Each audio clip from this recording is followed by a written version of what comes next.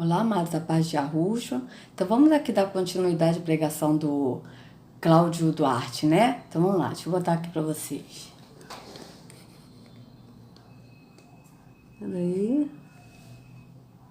Ah, perfeito. Então vamos lá.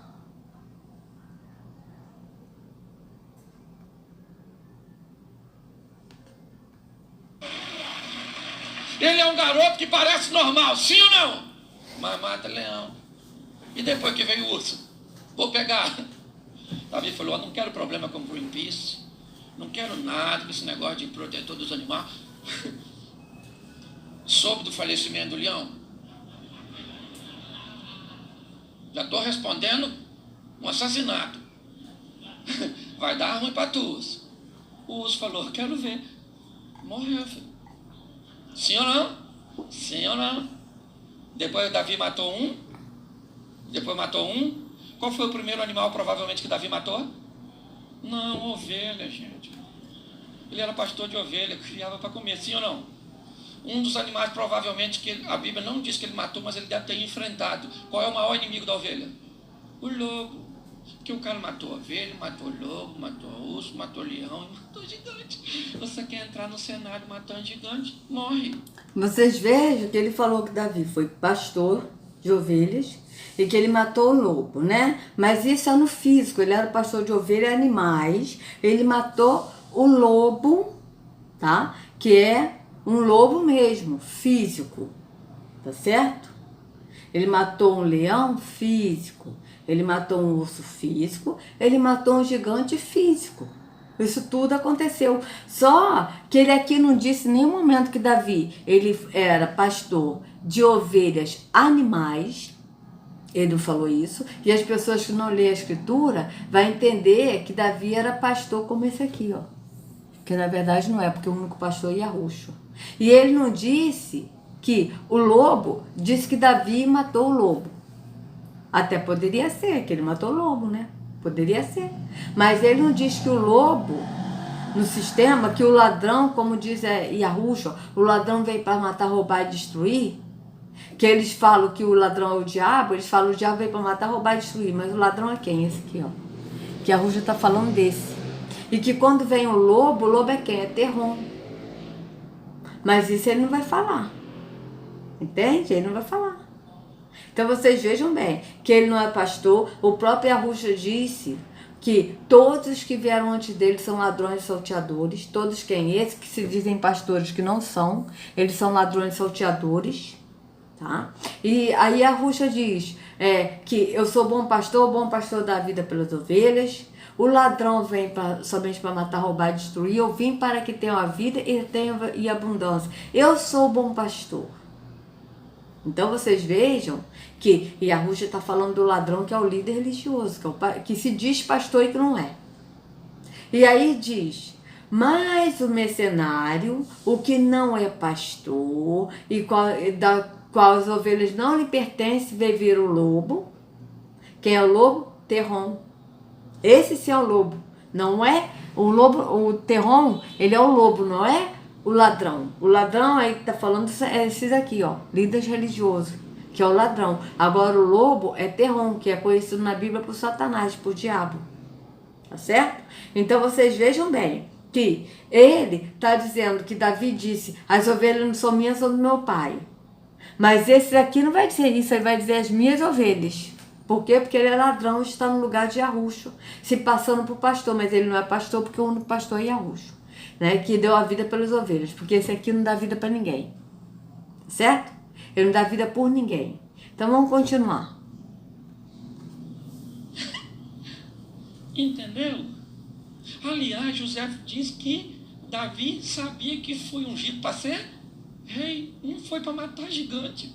Eu imagino Deus escutando Davi falando, vou encarar o gigante. Essa garotada nova, impulsos.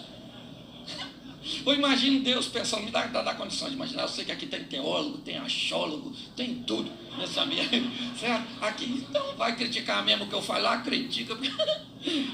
Dane-se. Escute só, fico eu imaginando o Deus falando, Davi vai morrer, o Golias é experiente demais. E Davi diz o quê?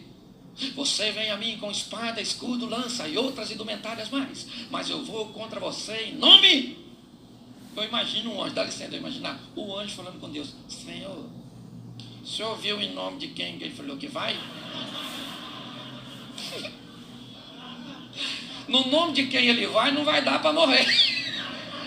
Ele vai no nome de... Então vocês vejam que ele primeiro citou um versículo isolado de Atos 27, 44, e agora ele já mudou o texto. Por quê? Porque não interessa ele falar mais sobre o Atos, agora ele está falando de Davi. Por quê? Porque se ele continuar falando de Atos, ele vai acabar tendo que abrir a boca falar que Paulo, o apóstolo Shaul, ele era o prisioneiro também.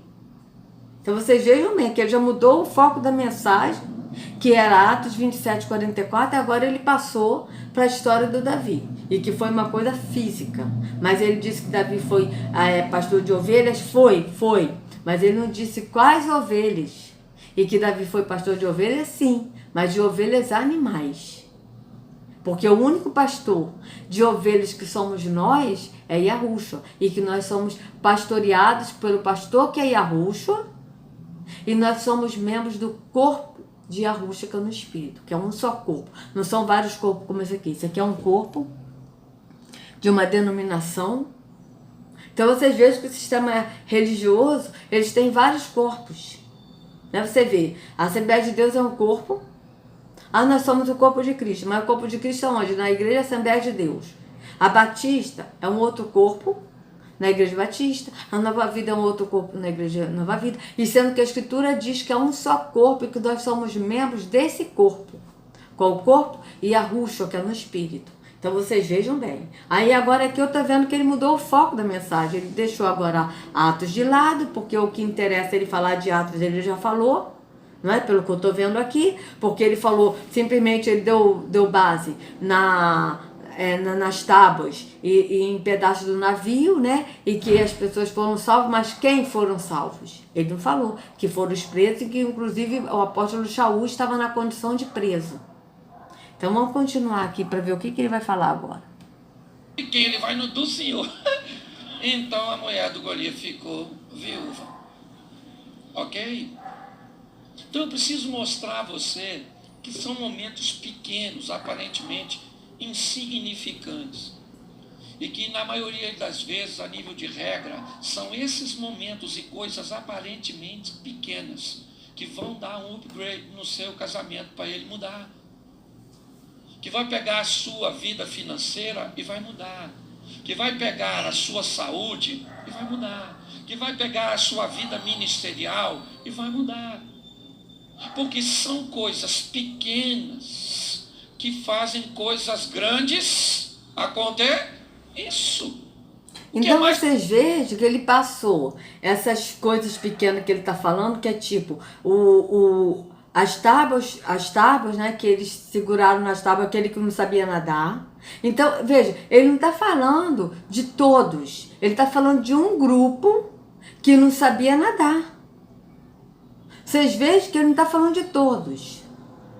Por quê? Porque ele está falando que essas coisas insignificantes, ou seja, essas coisas significantes é que vai dar a solução. Tipo assim, vocês estão entendendo? Veja bem. Olha aqui, ó. Vocês vejam que não são todos que seguraram, né? Vamos voltar aqui de novo, amados. De novo. Olha. Veja bem, Atos 27. Tá? Veja bem, olha só o que eu tô querendo dizer. Vamos ver, ó. Vamos lá. 43. Veja, vamos no 42. Os soldados resolveram matar os presos para impedir que algum deles fugisse, jogando-se ao mar. Mas o centurião queria poupar a vida de Shaul e os impediu de executar o plano. Então, ordenou aos que sabiam nadar que se lançassem primeiro ao mar em direção à terra. Então vocês vejam, os que sabiam nadar se lançaram ao mar em direção à terra. Os outros teriam que salvar-se em tábuas ou em pedaços do navio. Dessa forma, todos chegaram a salvo em terra. Então vocês vejam os outros quem? Tem pessoas, tem certas pessoas ali que não sabiam nadar. Quem desses? Desses eram os presos que não sabiam nadar. Então eles se agarraram em tábuas ou em pedaços do navio para se salvar. Mas só que aqui o Cláudio, ele não está falando isso, porque quem pegou em tábuas ou em pedaços do navio para se salvar foram aqueles que não sabiam nadar. Então vocês vejam bem. Agora vamos voltar aqui de novo para ver o que ele vai falar.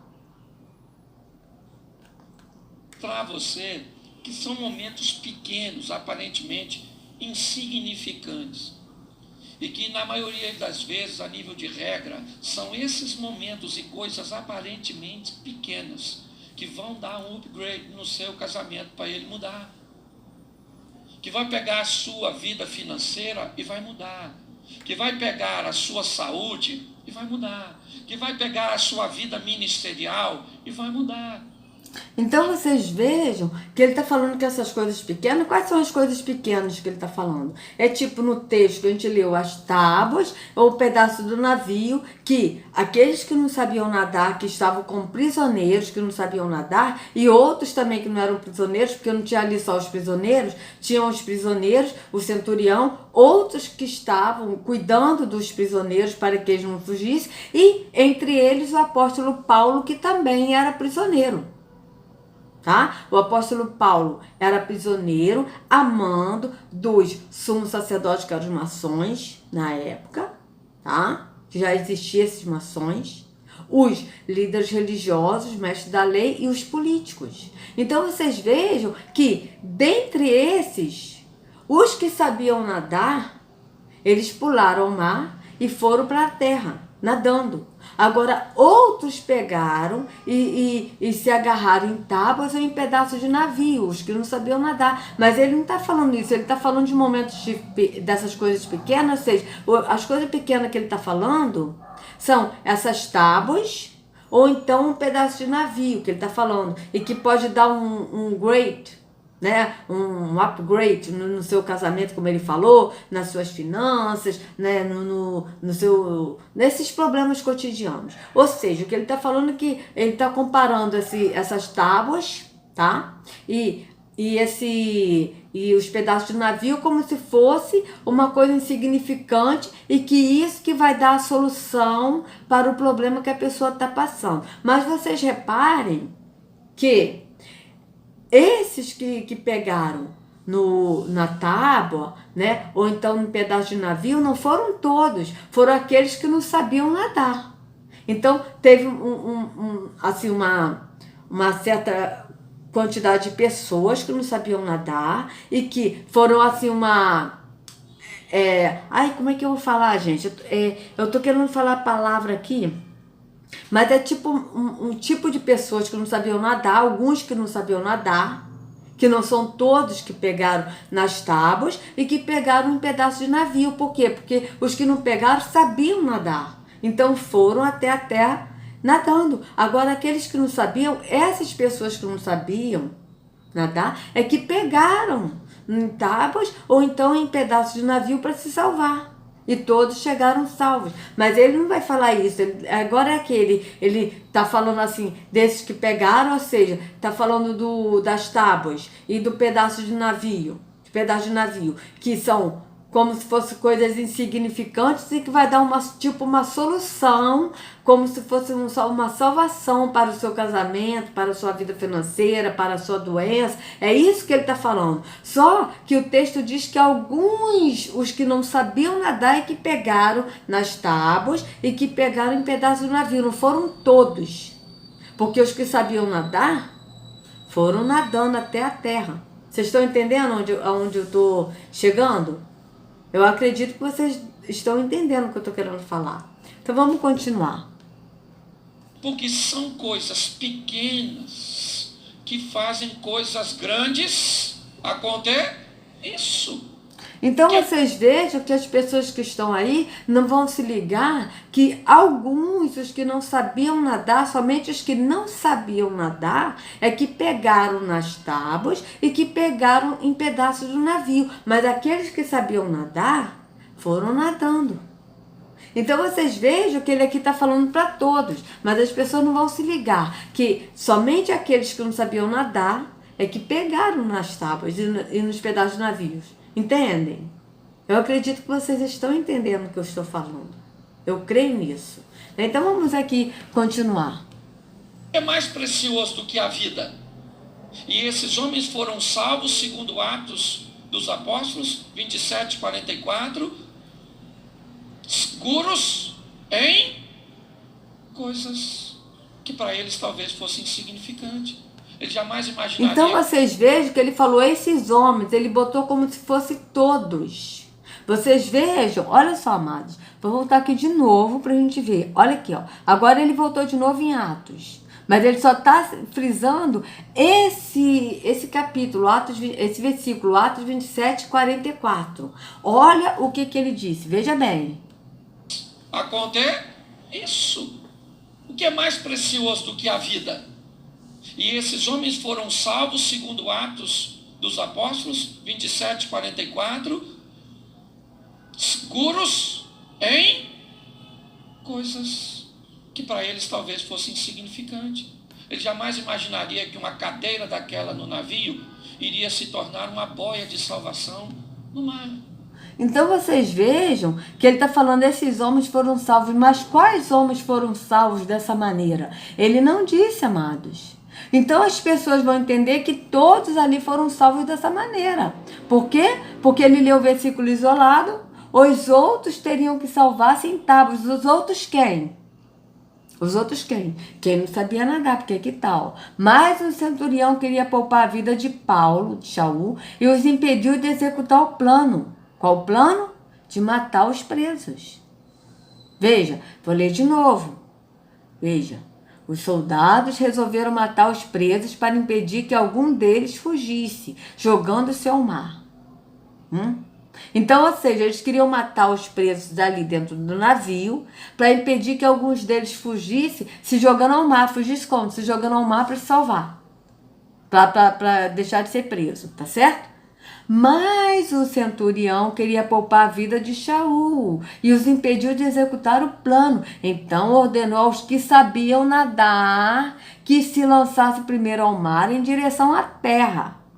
Então vocês vejam que uma quantidade de pessoas que sabiam nadar, as pessoas que sabiam nadar, elas se lançaram primeiro ao mar em direção à terra. Os outros, quem são os outros? Os outros são aqueles que não sabiam nadar. Teriam que salvar-se em tábuas ou pedaços do navio. Dessa forma, todos chegaram salvos em terra. Mas ele não vai falar que os outros, que eram os que não sabiam nadar, que era um outro grupo que não sabia nadar e que estavam no navio na condição de presos. Não. E na condição de guardas também, né? Porque teve acredito que alguns também, desses também que estavam lá guardando os presos, também não sabiam nadar. Entende? Né? Então, aqui os outros que está falando aqui são os que não sabiam nadar. Né? Eles teriam que se salvar em tábuas ou em pedaços do navio. Então, mas só que o Cláudio Duarte aqui, ele não está falando isso, ele está falando, os homens, ou seja, as pessoas estão entendendo que todos os que estavam no navio, que eram 276 pessoas que a gente leu, que todos esses pegaram em tábuas ou em pedaços do navio para se salvar, e não foi isso que aconteceu. Os que sabiam nadar foram nadando. Os que não sabiam nadar é que pegaram nas tábuas e nos pedaços de navio para se salvar. Então vocês vejam bem. Vamos continuar. Vou botar aqui de novo só para a gente ver aquele falando isso. Vamos lá. Porque são coisas pequenas que fazem coisas grandes acontecer. Isso. O que é mais precioso do que a vida? E esses homens foram salvos segundo Atos dos Apóstolos 27, 44, seguros em coisas que para eles talvez fosse insignificante. Então, viu, ele falou esses homens, mas não falou quais os homens que estavam no navio e que não sabiam nadar. Isso ele não falou. Que não sabiam nadar. Certo? Então as pessoas vão entender que todos os que estavam no navio foram salvos segurando em tábuas ou em pedaços do navio. Mas não vão entender que foram os que não sabiam nadar que seguraram em tábuas ou em pedaços do navio para chegar a salvo na terra. Entende? Então vocês vejam bem que ele está contando meia história, por quê? Porque ele quer frisar nessas coisas insignificantes que ele disse que é como se fosse significante para salvar as pessoas. Então ele não vai dizer que os que sabiam nadar foram sem segurar em nada porque sabiam nadar. Não importa as pessoas saberem isso. O que as pessoas têm que entender é que todos eles pegaram um pedaço de madeira, de tábua, e pedaço do navio para se salvar. Então vocês vejam que ele está distorcendo o que está na escritura com um versículo isolado para as pessoas entenderem que todos, esses homens, que ele falou esses homens, na escritura está dizendo os outros quem? Quem não sabia nadar. Então vocês vejam bem. Vamos continuar. Imaginaria que uma cadeira daquela no navio iria se tornar uma boia de salvação no mar. Entenda isso, é muito importante, porque eu sei que a maioria de nós queremos viver o fantástico, o extraordinário, o sensacional. Então o que você está esperando? Um Big Bang. Sim, é possível você controlar suas emoções falando em público. Sim, é possível. Vamos lá, um estalinho, tum. O que é isso? Nada. Às vezes, aquela coisa pequenininha que a senhora vai passar a fazer na sua vida vai levar seu casamento para um negócio extraordinário. Mas por que o casamento não muda? Porque a senhora pensa que essa coisinha pequenininha não muda nada. Entendeu? Você está esperando sua vida financeira mudar. Então o que você quer? Um momento que você tenha um dinheirão para dar uma oferta para Deus. Nossa, Deus está precisando tanto do seu dinheiro. Dá uma crise financeira no céu. Você é louco. Entendeu? Já no Novo Testamento, Deus faz caixa eletrônica na boca de peixe. Pedro vai lá e pesca e digita a senha, que ele abre a boca, saca o dinheiro e paga o nosso imposto. É extraordinário. Então pare de esperar coisas grandes. Fique atento e seja sensível às coisas pequenas. E você vocês vejam que ele está falando tudo físico, né? E falando para dar oferta para Deus, e sendo que a escritura diz, deixa eu botar aqui para vocês, né? Ele falar que está esperando um momento bom financeiro, né? Para dar oferta para Deus. Tá? Só que em Atos 7:48 diz assim, ó, ou Atos 17, olha o que diz aqui.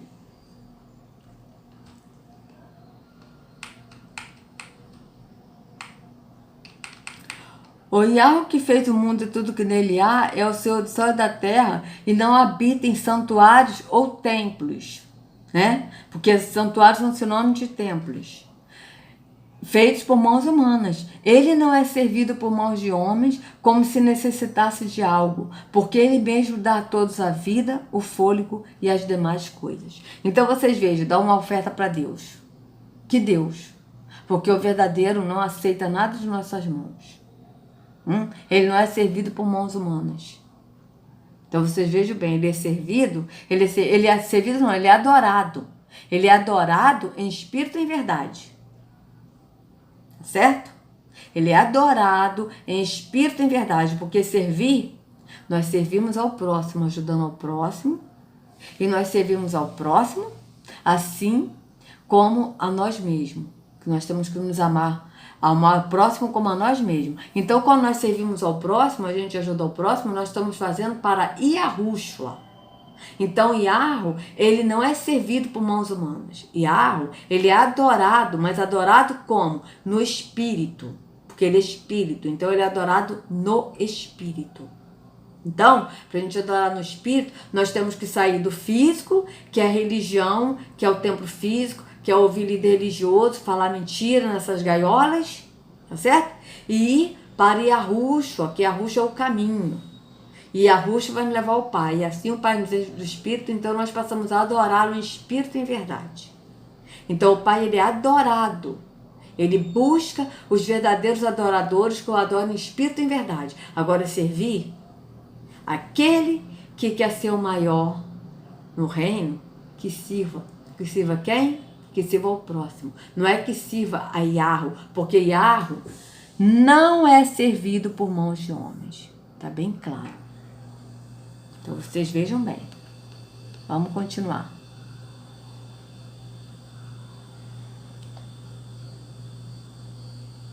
Ver o extraordinário de Deus. Põe para mim um texto, se for possível, aí se você quiser anotar. Tiago capítulo 3, verso 4 e 5.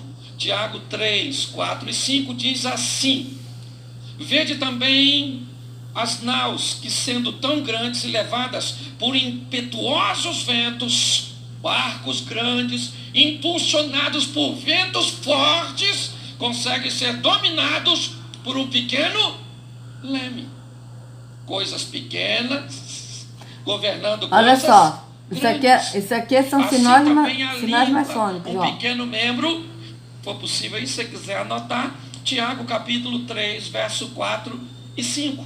Tiago 3, 4 e 5 diz assim: vede também as naus que, sendo tão grandes e levadas por impetuosos ventos, barcos grandes, impulsionados por ventos fortes, conseguem ser dominados Sinal maçônico por um pequeno 666. leme. Coisas pequenas. 666. Tanto é que ele diz que não é maçom, mas ele foi pregar numa loja maçônica, num templo maçônico. E isso porque ele diz que não é maçom, mas aqui, ó, 666. Sinalzinho do 666. Todos eles fazem isso, amados, porque todos eles estão ligados na maçonaria. A maçonaria com a política e com a religião estão tudo junto. Como o próprio Marco Feliciano disse, estamos juntos e misturados. Marcos Feliciano disse isso. Estamos juntos e misturados. Então, eu vou fazer o seguinte, amados, eu vou voltar aqui, que aí no próximo vídeo nós vamos ler Tiago 3. Que ele leu Tiago 3, 4, 5, mas vamos ler Tiago 3, porque o apóstolo Tiago, ele está falando no espírito, não está falando no físico. Então a gente vai ler o que é isso que ele está falando no espírito, tá certo? Só que antes disso, deixa eu ver aqui uma coisa, tá? Que já vai dar 30 minutos, mas eu gostaria de ver aqui com vocês o seguinte, amados, espera aí. Vamos ver aqui, Marcos Feliciano. Ó, Feliciano falando, estamos juntos e misturados.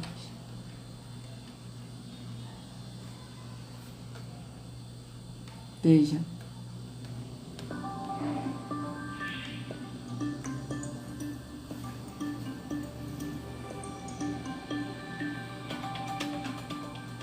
Que prega o Avança Brasil Maçons BR. Muito obrigado a vocês e que continuemos lutando pela democracia nesse país que nós tanto amamos. Estamos juntos e misturados. Valeu, Brasil. Obrigado. Veja, de novo. Ao que prega o Avança Brasil Maçons BR. Muito obrigado a vocês e que continuemos lutando pela democracia nesse país que nós tanto amamos. Estamos juntos e misturados. Valeu, Brasil. Obrigado. Viu? Maçons. Vocês vejam o que ele falou. Veja. Ele falou maçons, olha o que o Marco Feliciano disse. Vamos lá de novo. Ao que prega o Avança Brasil Maçons BR. Muito obrigado a vocês e que continuemos lutando pela democracia nesse país que nós tanto amamos. Estamos juntos e misturados. Valeu, Brasil. Obrigado. Então vocês vejam. Você tem tudo. Estamos juntos e misturados. Falta algo? Estamos juntos e misturados. E é isso aí, amados. Eles todos estão juntos e misturados. É isso aí. Por quê? Porque sempre foi assim. A maçonaria, junto com o sistema político, junto com o sistema religioso, estão todos juntos e misturados. Yahweh não está no templo e nem na religião, porque Yahweh é luz e nele não há treva nenhuma. Então, como ele pode estar na treva? Não existe. Então, Yahweh e Yahushua não estão juntos e misturados no sistema religioso, maçônico e político. Eles estão fora, chamando as suas ovelhas para fora do curral e para ser pastoreado pelo único pastor Yahushua. Então, amados, se vocês gostaram do vídeo, por favor, dê o seu like, compartilhe o vídeo para que outros possam ter acesso à verdade, se inscrevam no canal e acione o sininho para receber notificações. Que a Yahushua carregue cada um de vocês nas palmas de suas mãos. Sejam livres do engano da religião. Em nome de Yahushua. Até a próxima.